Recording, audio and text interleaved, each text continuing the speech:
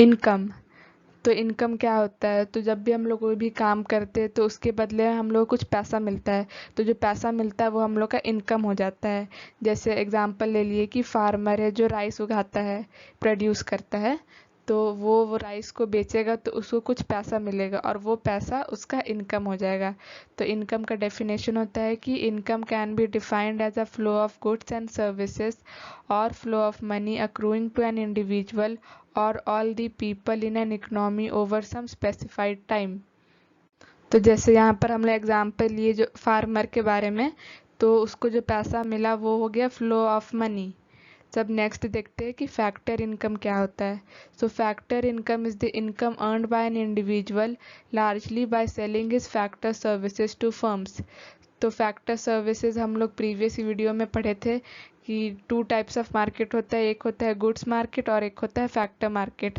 तो factor market में क्या होता है, बेसिकली जहाँ पर हम लोग फैक्टर सर्विसेज को खरीदते या तो फिर बेचते हैं। तो फैक्टर सर्विसेज में आ जाएगा लैंड, लेबर, वो सब आ जाएगा। तो यहाँ पर अगर यहाँ पर कोई अपना फैक्टर सर्विसेज कोई भी फर्म को या किसी को भी बेचता है और उससे जो इनकम आता है उसको हम लोग फैक्टर इनकम बोलते हैं। तो जैसे कि अगर हम लोग को कोई शॉप खोलना है तो हम लोग को लैंड चाहिए होगा, तो हम लोग लैंड किसी से लिए, तब लैंड लिए तो हम लोग उन लोग को रेंट भी देना पड़ेगा। तो जो हम लोग रेंट उन लोग को दिए हैं वो उन लोग का फैक्टर इनकम हो जाएगा। तो ये होता है फैक्टर इनकम का मतलब। National income. So according to Dornbusch and Fisher, national income is the value of final goods and services produced by domestically owned factors of production during a given period। तो यहाँ पर value of final goods and services का मतलब होता है कि जैसे कि हम लोग ब्रेड बनाते हैं, तो ब्रेड को बनाने के लिए हम लोग को फ्लोर चाहिए होता है। तो फ्लोर का जो वैल्यू होता है वो हम लोग नेशनल इनकम में इंक्लूड नहीं करते हैं, क्योंकि फ्लोर का जो वैल्यू होता है वो पहले ही ब्रेड में इंक्लूडेड होता है। तो इसीलिए हम लोग ब्रेड का जो वैल्यू होता है उसको हम लोग नेशनल इनकम में इंक्लूड करते हैं। तो ये मतलब होता है value of final goods and services. अब देखते हैं domestically owned factors of production क्या होता है। डोमेस्टिकली ओन्ड मतलब कि जैसे हम लोग इंडिया का नेशनल इनकम निकाल रहे हैं, तो इंडिया में जो भी फैक्टर्स ऑफ प्रोडक्शन है उसका यूज़ करके हम लोग जो भी गुड्स एंड सर्विसेज बनाते हैं वो नेशनल इनकम होता है। और जो भी फाइनल गुड्स एंड सर्विसेज बनाता है वो लोग नॉर्मल रेसिडेंट होना चाहिए। मतलब नॉर्म अगर हम इंडिया का ले रहे हैं तो इंडिया में जो रहने वाला है वही लोग उसको बनाएगा, तभी वो नेशनल इनकम में काउंट होगा।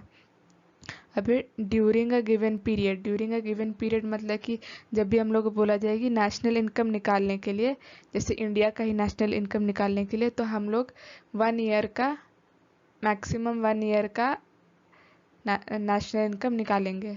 तो यहाँ पर और पॉइंट्स दिया हुआ है जैसे कि एक्सप्रेस्ड इन मॉनेटरी टर्म्स। तो इसका मतलब है कि नेशनल इनकम को हम लोग मॉनेटरी टर्म्स में एक्सप्रेस करते हैं, मतलब कि रुपीज़ में, किलोग्राम में, मीटर में।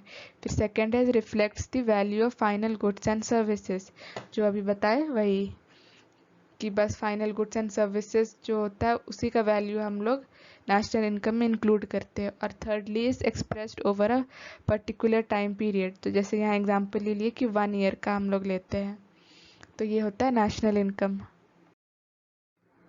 तो अब हम लोग जानेंगे कि इनकम क्या होता है, नेशनल इनकम क्या होता है। तो अब देखते हैं कि पर कैपिटा इनकम क्या होता है। So per capita income of a country is the average income of a normal resident of a country in a particular year. तो अगर हम लोग यहाँ एग्जांपल ले लिए इंडिया का, तो इंडिया में जो पहले से ही रहता है या रहने वाला है अभी भी, तो वो लोग को हम लोग नॉर्मल रेसिडेंट बोलते हैं। तो पर कैपिटा इनकम क्या होता है, जिससे हम लोग को पता चलता है कि हर एक इंसान कितना पैसा कमा रहा है। तो उसका फॉर्मूला होता है कि per capita income equal to national income divided by population. तो अगर हम लोग एग्जांपल ले लिए कि नेशनल इनकम है 20,000 और पॉपुलेशन है 100, तो 20,000 डिवाइडेड बाय 100 तो 200 हो जाएगा। तो मतलब कि हर एक इंसान 200 रुपीज़ कमा रहा है। तो ये पर कैपिटा इनकम से हम लोग मेजर कर सकते हैं एक कंट्री का इकोनॉमिक वेलफेयर और इकोनॉमिक डेवलपमेंट।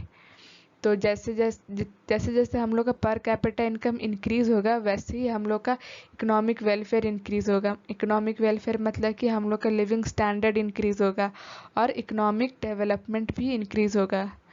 मतलब कि अगर हम लोग ज़्यादा पैसा कमाने लगे तो ऑब्वियसली हम लोग का जो लिविंग स्टैंडर्ड है अच्छा हो जाएगा, हम लोग कंफर्ट में रहेंगे। और इकोनॉमिक डेवलपमेंट मतलब कि ज़्यादा पैसा हो जाएगा तो हम लोग और कुछ कुछ में इन्वेस्ट करेंगे, फिर बहुत सारा कंपनीज आ जाएगा। तो ये होता है इकोनॉमिक डेवलपमेंट। तो ये था पर कैपिटा इनकम। तो अब हम लोग इनकम जान गए, तो अब देखते हैं कि सेविंग्स क्या होता है। तो जब भी कोई हाउस होल्ड मतलब कि फैमिली, उन लोगों को इनकम मिलता है, तो इनकम कुछ भी हो सकता है, वेजेस हो सकता है, सैलरीज हो सकता है, रेंट, इंटरेस्ट या फिर प्रॉफिट। तो ये सब को हम लोग इनकम बोलते हैं। तो ये जो सारा जो इनकम होता है उन लोग का, वो सारा वो लोग खर्च नहीं कर देता, कुछ पार्ट वो लोग सेव करता है। तो जो पार्ट को वो लोग सेव करता है उसको हम लोग सेविंग्स बोलते हैं। So savings refers to that part of the income which is not spent on consumption. तो बेसिकली हाउस होल्ड वो पैसा सेव इसलिए करता है ताकि फ्यूचर में कोई हायर एजुकेशन के लिए ज़रूरत पड़े, या तो फिर घर बनाने के लिए, या तो फिर अपने to provide for old age. तो ये सब चीज़ के लिए वो लोग सेव करता है। तो जब भी कोई सेविंग्स अगर कोई हाउस होल्ड करता है तो उसको हम लोग पर्सनल सेविंग बोलते हैं। और अगर सेविंग बिजनेस या गवर्नमेंट करता है तो उसको हम लोग बिजनेस सेविंग्स या तो फिर गवर्नमेंट सेविंग्स बोलते हैं। तो आप देखते हैं कि इन्वेस्टमेंट क्या होता है। So investment is defined as the act of using production resources for the production of capital goods. तो मतलब कि हम यहाँ पर इन्वेस्टमेंट का मतलब होता है कि हम लोग कुछ गुड्स खरीदते हैं या यूज़ करते हैं ताकि हम लोग उससे कैपिटल गुड्स बना सके। तो कैपिटल गुड्स वो गुड्स होता है जो हम लोग को फ्यूचर में यूज़ कर सकते हैं कुछ दूसरा गुड्स बनाने के लिए, कुछ दूसरा प्रोडक्ट बनाने के लिए। तो यहाँ पर इन्वेस्टमेंट का मतलब ये होता है। So it is the act of adding to the existing stock of real capital assets such as machinery, tools, equipment etcetera. Now another name for investment is capital formation।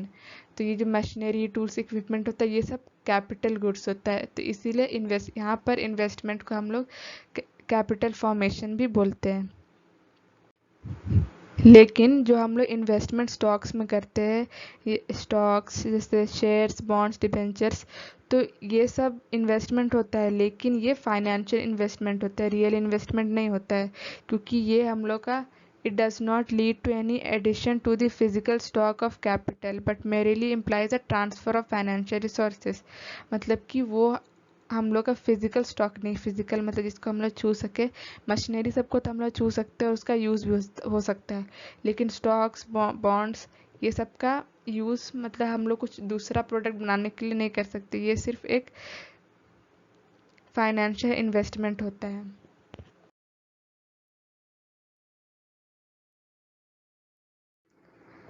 What is wealth?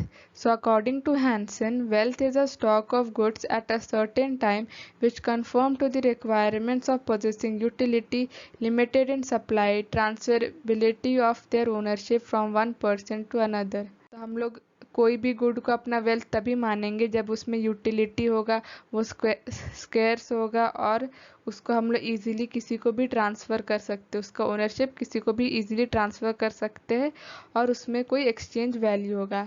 अगर ये चारों point एक stock of goods में होगा तभी वो हम लोग का वेल्थ होगा। जैसे कि possessing utility, limited in supply, transferability of their ownership from one person to another, और एक पॉइंट है कि एक्सचेंज वैल्यू। अब देखते हैं कि नेशनल वेल्थ क्या होता है। So national wealth is the stock of all tangible that is real wealth that contributes to the production of goods and services. तो बेसिकली जो वेल्थ होता है वो हम लोग का सोर्स ऑफ इनकम होता है।